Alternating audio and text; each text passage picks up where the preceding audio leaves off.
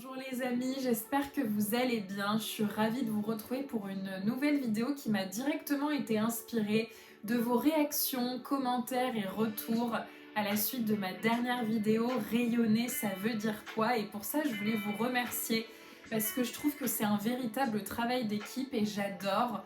L'important, c'est que ça puisse vous être utile et que ça m'inspire. Donc voilà, j'ai envie qu'on puisse continuer à fonctionner comme ça. Et donc cette vidéo, j'avais envie de l'intituler La spiritualité, comment faire simple. Et dans un premier temps, j'avais envie de différencier spiritualité et développement personnel. La spiritualité, c'est véritablement la science de l'esprit, c'est relié à la sagesse, c'est relié à la voie de la conscience, c'est relié au connais-toi toi-même. C'est vraiment l'idée d'enlever les couches et les couches et les couches pour venir rencontrer ce qui est au cœur de notre cœur, cette partie éternelle qui est là de tout temps, qui sait. Quand le développement personnel, comme son nom l'indique, est davantage là pour développer la personne et donc le personnage, et donc qui vient parfois rajouter des couches et des couches et des couches et complexifier les choses. Donc c'est un premier point que j'avais envie d'amener. Pour moi, la spiritualité, ça doit être simple. Déjà, ça fait partie de tout notre quotidien. La spiritualité, elle est partout. Vous pouvez recevoir des leçons et des messages de partout. Il n'y a pas à aller chercher forcément dans le plus grand livre de sagesse qui soit. Bien sûr que ça fait partie du chemin, mais c'est partout. Et donc, c'est important de s'écouter, d'être à l'écoute de soi et de se laisser guider vers ce qui nous appelle. C'est là que vous serez orienté vers les bonnes rencontres, les bonnes, les bonnes personnes, les bonnes expériences. Et donc, la première question qui m'a été posée, c'était la suivante.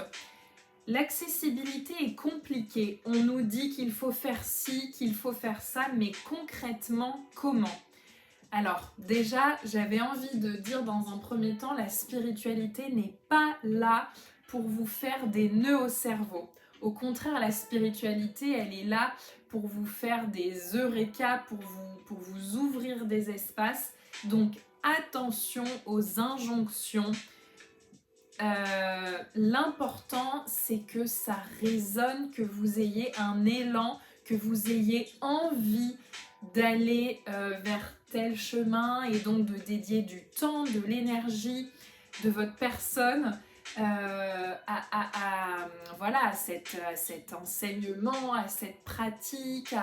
Donc, attention aux injonctions et attention aux personnes qu'on peut mettre sur des piédestals de par leur don de médiumnité, de clairvoyance, de clairaudience, de clairsentience, etc.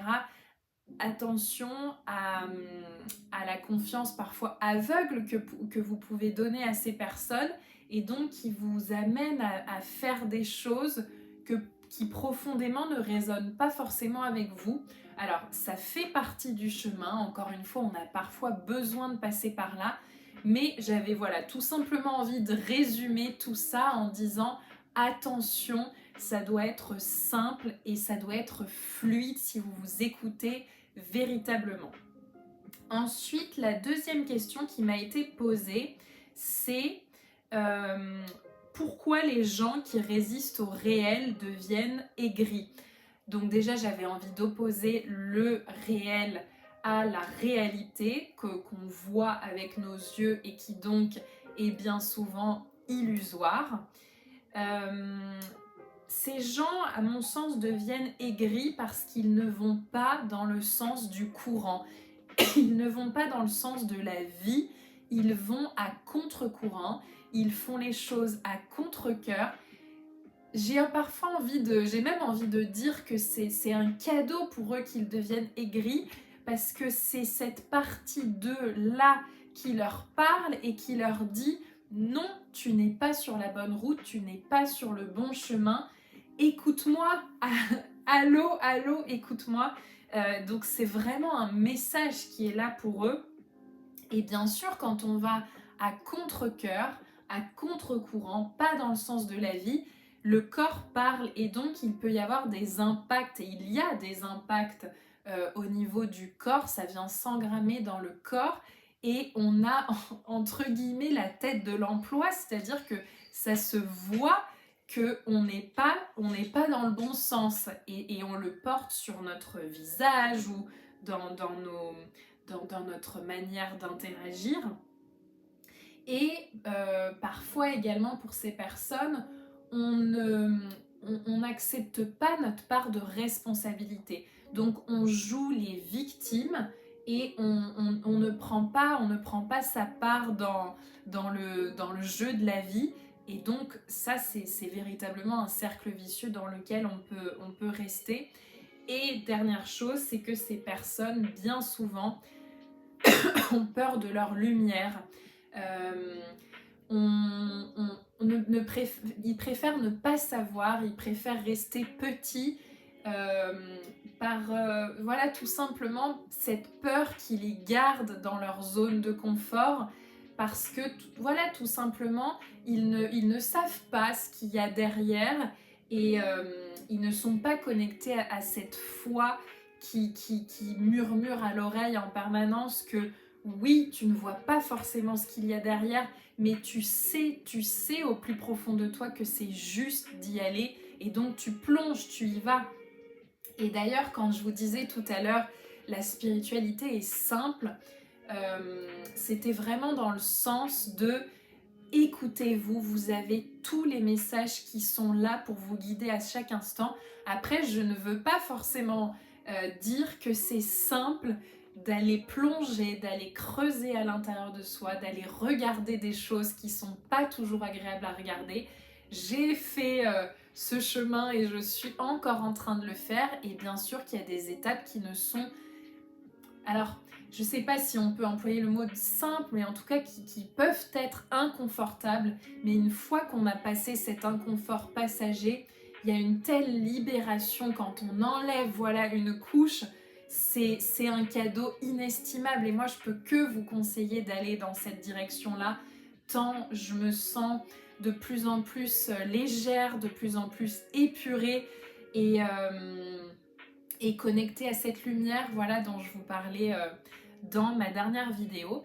Et donc dernière question qui m'a été posée, comment savoir si l'on est bien connecté au cœur? Parce que bien sûr ça fait partie de cette route d'être connecté à chaque instant à son cœur, parce que le cœur est connecté au corps et le cœur est connecté à l'âme. Donc ça nous permet d'être connectés à nos désirs les plus profonds, à nos désirs d'âme.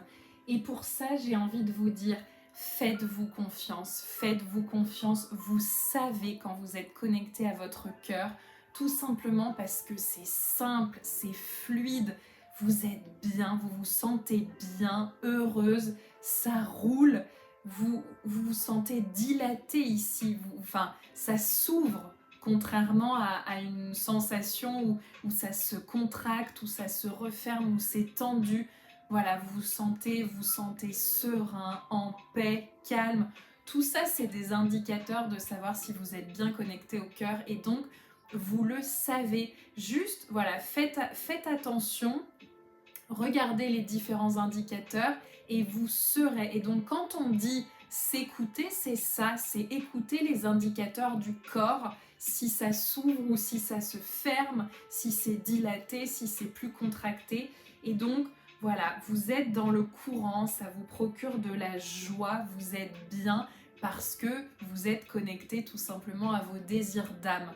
Et donc dernière chose que j'avais envie de vous dire par rapport à ça, c'est que parfois, tout au long du chemin, pour savoir si on est bien connecté au cœur ou en tout cas si on est bien dans le courant, on peut avoir besoin de temps en temps de demander à des miroirs de nous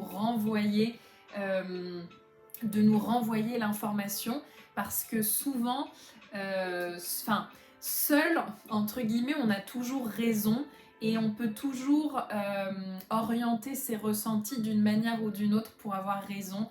Et parfois, ça peut être important d'avoir un miroir pour nous renvoyer la réalité et pour qu'on puisse faire le prochain pas.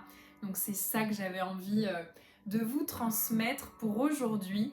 Je vous laisse me faire vos commentaires, vos retours, me transmettre peut-être d'autres idées pour qu'on puisse continuer à co-créer ces capsules vidéo ensemble. Je vous souhaite une très belle journée et je vous dis à bientôt.